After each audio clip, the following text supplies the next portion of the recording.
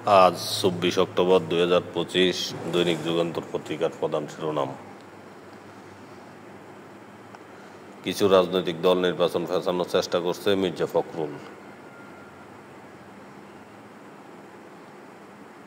শশীকে holding tax নথি ঘষামাজা করে ৪০ কোটির রাজস্ব ফাঁকি।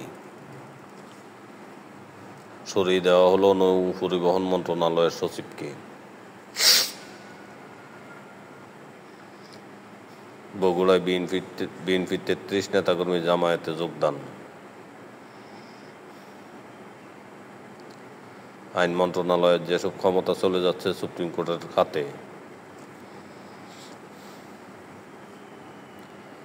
সাক্ষীর প্যান্ট খুলে লুঙ্গি ফুরিয়ে গুলির চিহ্ন দেখালেন আইনজীবীরা, রামপুরা মানবতা বিরোধী অপরাধ। সাগরে ফের লঘুচাপের আভাস, বাড়তে পারে বৃষ্টি। ২২ দিনে প্রবাসীরা পাঠালেন ২৩,৪৩৬ কোটি টাকা।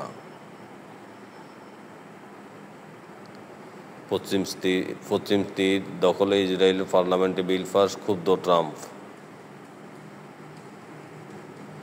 শুক্রবার বিদ্যুৎ থাকবে না যেসব এলাকায়।